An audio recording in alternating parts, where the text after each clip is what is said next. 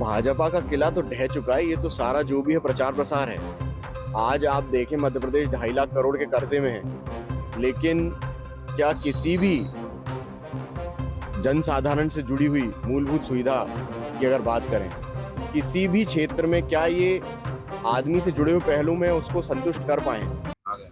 नमस्कार, मैं हूं इम्तियाज चिश्ती और जो शख्सियत आज हमारे साथ मौजूद है, मध्य प्रदेश कांग्रेस कमेटी के प्रदेश प्रवक्ता रोहित नायक जी।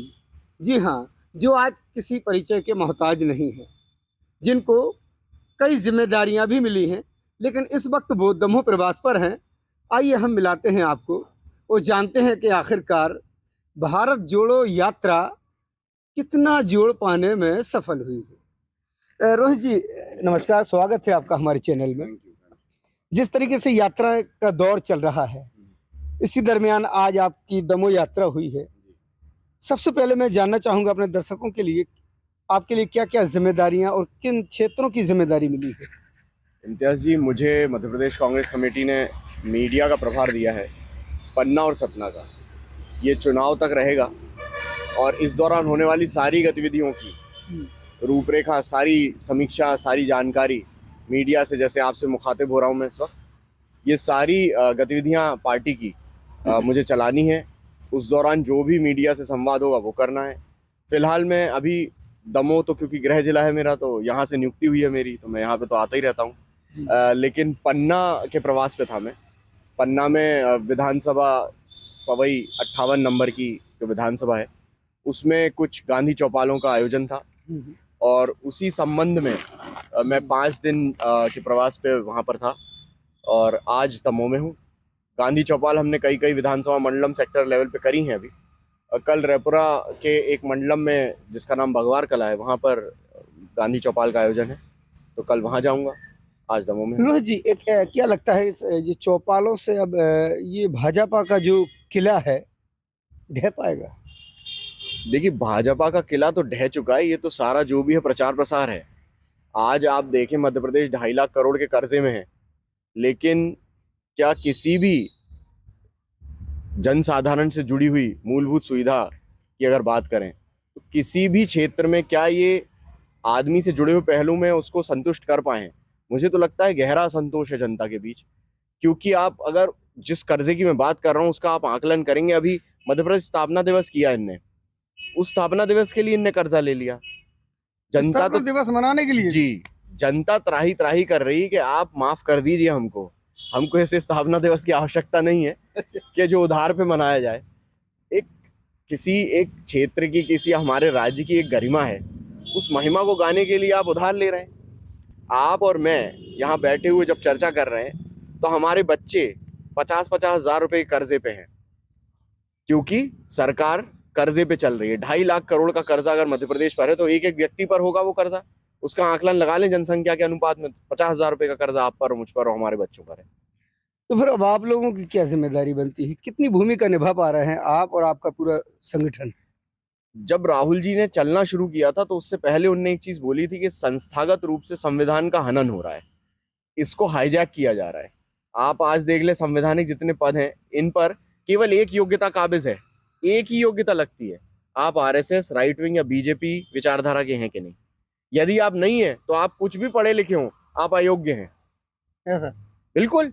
इसीलिए तो आज आप देख लीजिए कि जो भी ये संवैधानिक पद है, उनका कैसा दुरुपयोग हो रहा है। आप जानकर आश्चर्यचकित होंगे, जिस कलेक्टर के बारे में हाईकोर्ट मजिस्ट्रेट ने ये बोला हो कि तुम भाजपा के एजेंट की तरह काम कर रहे हो, आपको क्या लगता है उस कलेक्टर का क्या होना चाहिए था? मेरा आपसे सवाल है, आपको क्या लगता है उस कलेक्टर के ट्रांसफर की वजह उस मजिस्ट्रेट का ट्रांसफर हो गया? ये हो रहा है देश में। अब इसके लिए कुछ रोकथाम के लिए कुछ जो यात्रा निकाली है, ये तो राहुल जी चल रहे हैं, आप समझिए इम्तियाज जी, इसीलिए चल रहे हैं वो, क्योंकि उनने बहुत पहले से चेता दिया था कि आप सब बंधुआ हो जाएंगे हम। जिस तरीके से महात्मा गांधी ने बाहरी फासिस्ट ताकतों से लड़ाई लड़ी थी, उस तरीके से राहुल जी आज देश की फासिस्ट ताकतों से अंदर से लड़ाई लड़ रहे हैं।